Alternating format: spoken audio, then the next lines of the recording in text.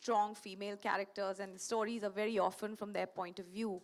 And Hira Mandi seems to be, from their perspective. So you just talked about how the courtesans lived. We didn't know how they lived, but we would love to know more about your perception of how they did, and tell us a little more. Take us into a little bit of a deep dive into their lives. Don't you Because think you should wait for a few months to see it no, just actually give happen? us a hint. Can't wait. What is the point in telling? I cannot Thoda sa, explain. we're just bullying you into They are telling us a such little more. beautiful women. I feel that every woman in her life, every woman is a queen. She should be treated like a queen. Yeah, my mother was a queen. Your mother is a queen. You are a queen. She is a queen. Every woman is a queen. And these were courtesans who, behind their veils, were real women. They felt so much pain. There was so much that they went through. And yet they would come in the evening and sing and dance. Now look at those lives. They're called the courtesans. They do not have a very a place in society. Society goes to them. They please those men. They entertain those men. And they go back to their dark world.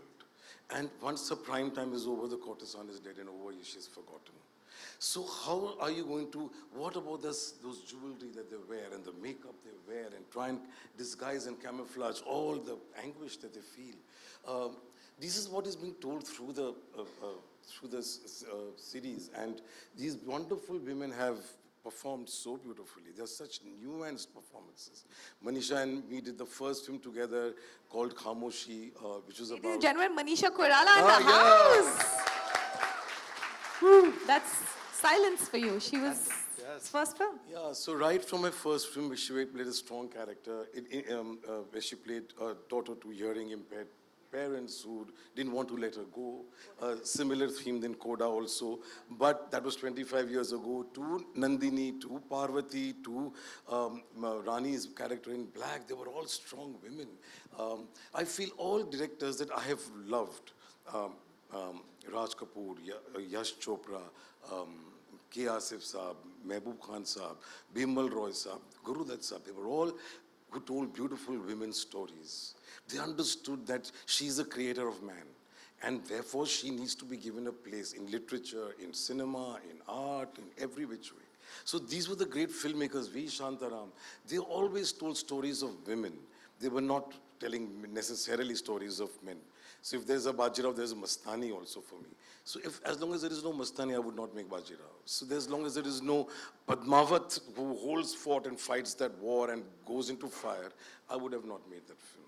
So here is now, 7 women, 8 women who are inspiring me to say, oh, this is how you fight suffering. This is how you fight to stand for dignity. This is what dignity means to even a courtesan, even to a sex worker. Dignity is very important. That was the theme of Gangubai. So I've always granted learning from these great filmmakers and all great literature also. It's celebrating a woman, celebrating, that is, I think, the most difficult part for a filmmaker to be able to execute it. It's easy to say it, but and when you have beautiful women and beautiful actors like that, I'm launching Sharmin into it, and she's also playing a very important part. So all these women, when they come around and perform, then they're telling something that you want to say. It's difficult. It's nuanced. I hope all that I'm bragging about right now actually reaches people and it converts onto the screen, because you're always insecure about it. A filmmaker is always insecure. That drives him to do his best, work harder, because will I get this right? I got Gangubai right. Now will I get Hira Mandi right? So I work harder. So what hard amount of hours I've worked in Khamoshi to the number of hours I work in Hira Mandi is tenfold more. Because I want to keep giving the audience, who I love immensely, my best and more and more and more, till the day they tell me to shut up and sit down and say, we've had enough of you. But I feel that Hira Mandi has got those nuances which you will find in the great Kamal Amroi's Pakiza. Hira Mandi is also my tribute to the OTT platform to those great Mughal Azam and to the great Pakiza, the great films that we made in India. Mehboob Khan Saab's Mother India.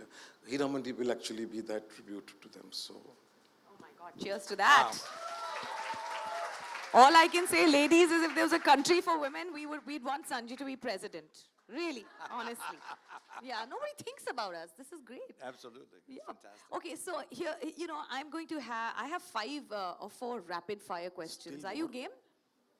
Are 4 quick rapid fire questions? Okay, let's just test your. You won't have to use your imagination for this one. So that's really you can give it a break.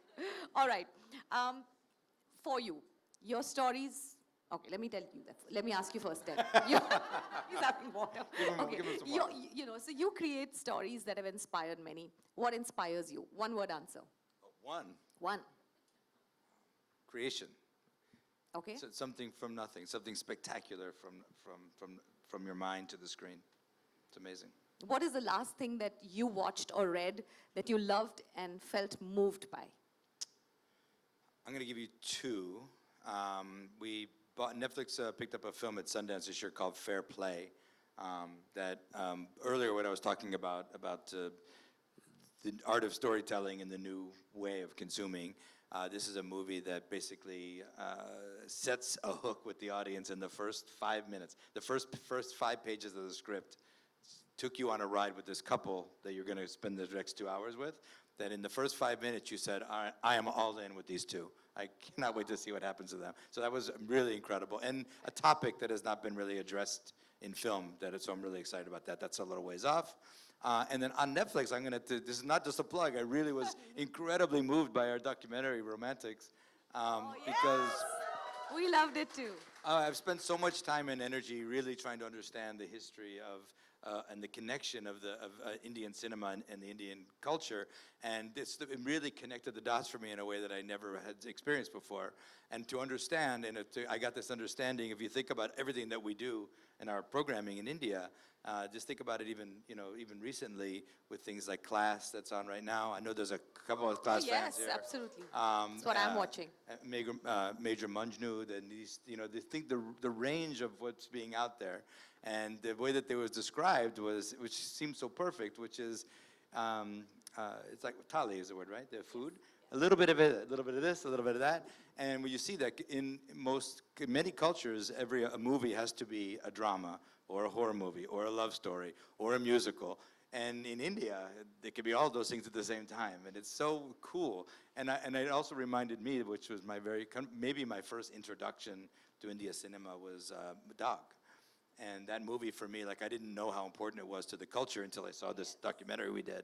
I thought for me I grew up in the early days of the home video stores where you'd rent VHS tapes, and every video store had a copy of Dog. I didn't know why, so probably some distribution deal somebody made. So where I grew up in Phoenix, Arizona, if you saw an Indian movie, it was probably Dog. So anyway, our documentary Romantics inspired me dramatically. So. Amazing. And note to myself, never ask Ted Sarandos a one-word question. Sorry. Oh, was that one? All right, One. pick any one of those words. You can pick any one of those words. All right then. Okay, Sanjay, I'm going to ask you the same question. What is the last thing you saw or read that inspired you or you loved? What I read, I'm not telling because somebody will go and make a series or a We film can't out have of that. it. What I saw last was, I think for the last 1 month, I've been watching Hira Mandi's episodes on the edit table. So I'm only watching that. No, seriously, I watched a film called The Banshees of Inisherin, which I was very moved by. I thought it was spectacular. And that films like that can be made today when we only talk about box office in millions and trillions. And then there is a pure film like that which comes and just touches you at the core, simple, beautiful. So yeah. Great. What is the best compliment you've received? On this outfit earlier today from Sanjay. Yes, that's true by him. and you, Sanjay. Come on, give it to us. We need to see a side of you that we only see your work. I still haven't received that compliment which I would like to listen to or hear or feel good. So I'll wait for it. You get the world's compliments and you haven't liked any? No, but I'll wait for We'll that wait for right it. one Oh, that all will right. actually Okay, we'll move ask me you for and the say, next series, and so, season no, 2. okay, now I can retire. After that compliment. That's the one. No pressure. Okay, this is an interesting one. This is for you, Ted, and only you. What project do you regret having passed on? All of the ones that worked. Good one. All right. Fair. You got to be honest. And Sanjay, this one is only for you. If you got the opportunity to remake a classic, which one would you go for? I think Mother India, which I would refuse to make because you can't touch that film. No filmmaker should make it, but that's one film that I would like to remake, but I will refrain from making it. All right, fair enough. Well said. That's all that I have. I have many, many more questions, but I'm going to leave the floor open to, a lot of you out here who have questions. We have mics in the audience, so let's have, the mic given out to different places. We've got students, we've got media, we've got a lot of influencers, and the floor is open for questions. Minnie, hello. Yeah. Yes. Sorry, go I'm ahead. not getting up because there are cameras behind me. Go ahead. First and foremost, Very courteous. Hi, That's very Rishi. courteous. yeah. Minnie and Sanjay, I love you very much. You got to love Ted if you love What a us. wonderful conversation, Ted, and many ups to Team Netflix and Monica and Tanya to bring this conversation to us. My question is actually to Ted. One is using EQ, emotional quotient, to understand what content is bingeable and what is sticky, but you guys also have a lot of data at your disposal. So what makes content bingeable and sticky?